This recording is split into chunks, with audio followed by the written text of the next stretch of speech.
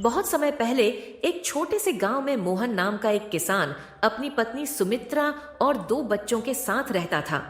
मोहन बहुत मेहनती और ईमानदार इंसान था। भले ही उसका जीवन कठिनाइयों से भरा हुआ था, लेकिन उसने कभी अपनी ईमानदारी और भगवान पर विश्वास को नहीं छोड़ा। वह हर सुबह मंदिर जाकर भगवान से प्रार्थना करता और कहता, हे भगवान, मुझे शक्ति दो कि मैं इन मुश्किलों का सामना कर सकूं। मोहन की जिंदगी में कई परेशानियां थीं। उसकी जमीन बहुत कम थी, जिस पर वह बहुत मुश्किल कुछ उगा पाता था। बारिश समय पर नहीं होती थी और कभी कभी बेमौसम आंधी उसकी फसल को बर्बाद कर देती थी। उसके पास इतने पैसे भी नहीं थे कि वह अपने बच्चों को अच्छे कपड़े या भरपेट खाना दे सके। सुमित्रा ने कई बार उससे कहा, मोहन, भगवान को इतने दिनों से पुकार रहे हो, लेकिन हमारी मुश्किलें तो खत्म होने का नाम नहीं ले रही हैं। क्या तुम्हें कभी नहीं लगता कि तुम्हारी प्रार्थनाएं व्यर्थ हैं? मोहन मुस्कुराते हुए कहता है कि सुमित्रा, भगवान हमारी हर प्रार्थना सुनते हैं, लेकिन वह हमारी परीक्षा लेते हैं। हमें धैर्य रखना चाहिए। एक साल सूखे ने पूरे गांव को अपनी चपेट में ले लिया।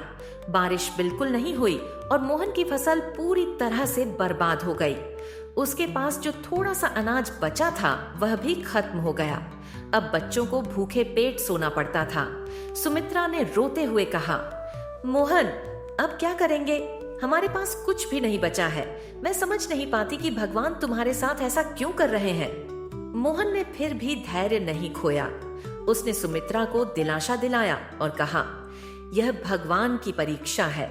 अगर हम इस समय को सहन कर पाए तो भगवान हमें इससे भी बड़ी खुशी देंगे। एक रात जब सब सो रहे थे, एक बूढ़े साधु मोहन के घर के बाहर आए। उन्होंने दरवाजा खटखटाया और कहा, क्या कोई मुझे पानी पिलाएगा? मैं बहुत प्यासा हूँ। मोहन ने बिना देर किए अपनी पत्नी को कहा, सुमित्रा, जो पानी बचा है वह साधु बाबा को दे दो। सुमित्रा ने चौंक कर कहा, यह हमारा आखिरी पानी है, कल बच्चों को क्या देंगे? मोहन ने मुस्कुराते हुए कहा, जो भगवान ने हमें दिया है वह दूसरों के साथ साझा करने में ही सच्ची खुशी है। सुमित्रा ने अपने पति की बात मान ली और साधु बाबा को पानी पिला दिया। साधु ने मोहन की ओर देखा और कहा, तुम्हारे जैसे लोग बहुत कम मिलते हैं। मैं तुम्हारी ईमानदारी और विश्वास से प्रभावित हूँ। अगले दिन कुछ अद्भुत हुआ। आसमान में घने बादल छा गए और जोरदार बारिश हुई। मोहन का सूखा खेत फिर से हरियाली से भरने लगा। गांव के लोग आश्चर्यचकित थे कि इतनी तेज बारिश के बावजूद केवल मोहन के खेत में फसल उगने लगी थी। इसके अलावा मोहन को उसी दिन एक पुराने मित्र से धन का भी सहारा मिल गया।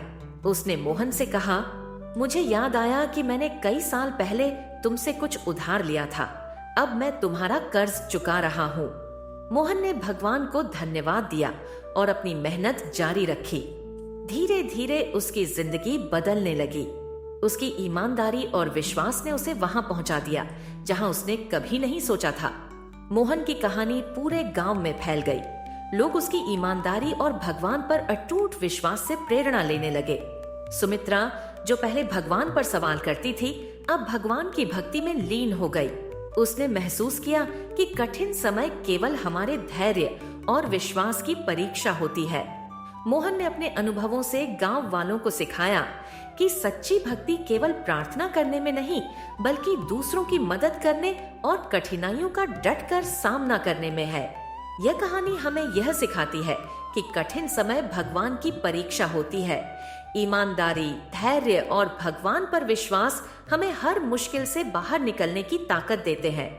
जब हम दूसरों की निस्वार्थ भाव से मदद करते हैं तो भगवान स्वयं हमारी मदद करने के लिए आते हैं।